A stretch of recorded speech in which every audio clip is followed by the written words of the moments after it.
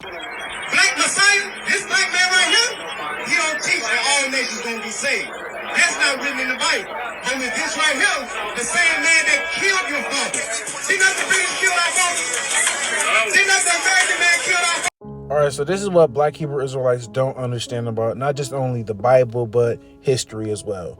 This is what the Bible talks about. In Daniel chapter 7, verse 25, it talks about a time, a times, and the dividing of time. It talks about in Daniel 12:7, a time, times, and a half a time.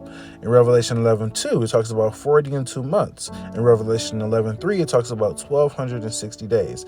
In Revelation 12:6, it talks about 1,260 days. In Revelation 12:14, they talk about a time, times, and a half a time. And then also in Revelation 13:5, it talks about 40 and 2 months as well. Now, this is Bible prophecy, and it's giving us times where this beast, this power, is going to be ruling. It's going to rule for a certain amount of time. Okay, now look here. You got 1,260 year time prophecy. And in 476 AD, people, you got the 10 kingdoms of Rome established. You got the Vandals, the Saxons, the Franks, the Ostrogoths, and many other different ones I can name. But listen here, in 538 AD, the Bishop of Rome was officially recognized, and then that's when you got papal authority, established within the Catholic Church. In 538 AD, that's when you get your civil and you get your religious power coming together for the Roman Catholic Church. And guess what? In 1798 AD, that's when Napoleon Bonaparte and his people came in and overtook the papal government and threw the papacy in exile. And the Pope that was thrown in exile died. And guess what? We have much information about how the Catholic Church killed during that time. He that leadeth in captivity shall go into captivity. He that killeth with the sword must be killed with the sword. He killed people, he died in exile, killed. Took people captive, was thrown into captivity. Come on now. If you do 538 AD all the way to 1798, you get 1,260 years, people. In Revelation 13:3, people, it says, and I saw one of his heads as it were wounded to death. You get your wounding in 1798. You get your authority given in 538. Add all that up, you get 1,260 years within that time frame, people. And by the way, within the same time frame, you want to know also what you get? The Atlantic slave trade, people. The Atlantic slave trade. That is what you get during this time frame, because you want to know when did it happen. It happened between the 14th century and the 15th century, in between the 1400s and the 1500s, or even if you want to say the 1300s or the 12, whichever one you want to go for, it's going to fit within this time frame right here. Bible prophecy, by the way. So within the same time frame of people in the Atlantic slave trade heading to America, heading to Britain, France, wherever the situation may be, Bible prophecy is being fulfilled at the same time, people. By the way, we're not talking about Deuteronomy 28. That's not it. We're talking about Revelation and Daniel, by the way. Not the whole nonsense about black people being the real true Hebrew Israelites and that fulfilling Bible prophecy. No. Like I said, you can do 42 times 30. You're going to get 1,260 years. 30 comes from the Jewish calendar, I believe. Got to go back to the lecture video that I watched. But like I said, regardless of how you want to do it, this represents the Bible. And like I said, think about this. The same time Bible prophecy is being fulfilled from 538 AD to 1798, 1,260 years, is the same time frame where you get 5 papal bulls. Papal bulls are something that is passed from the Pope, one of his strongest decrees that he can outlaw. When those were passed, it was 5 of them that was sent specifically talking about you can invade people's land that does not accept Catholic authority.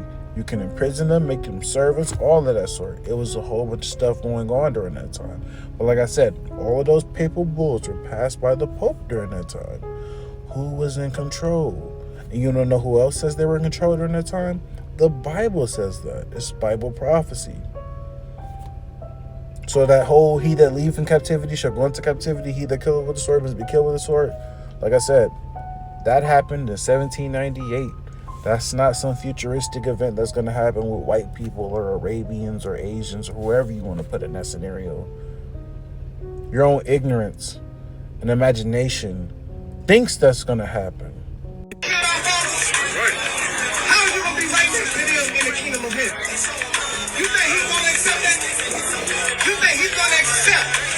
You think he don't accept how y'all act? Killing our foremothers, raping our foremothers, they going to also save them too.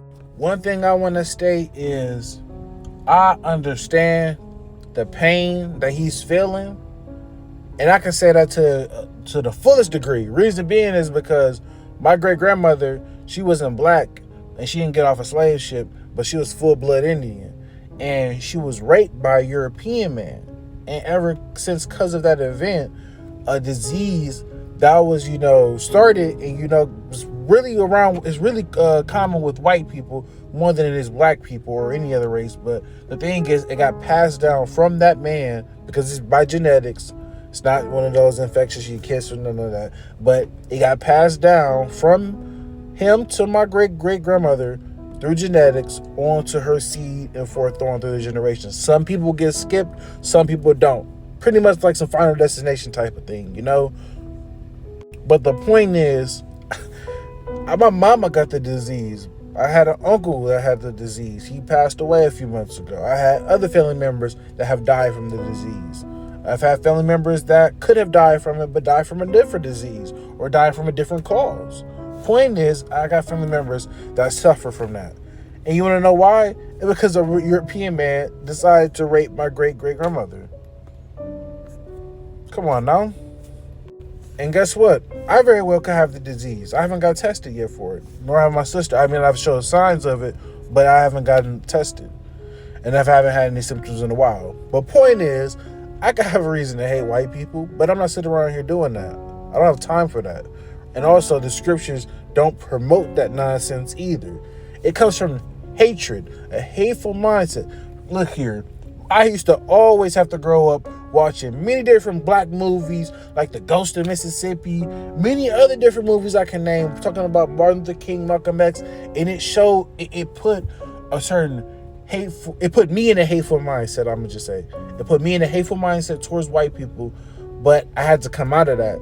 Because that's not what God wanted. That's not what Jesus wants. That's not what my mama wants. That's not what my people want. But like I said, it's not what the Bible wants. It's not what Jesus wants. We got to come out of that hateful mindset.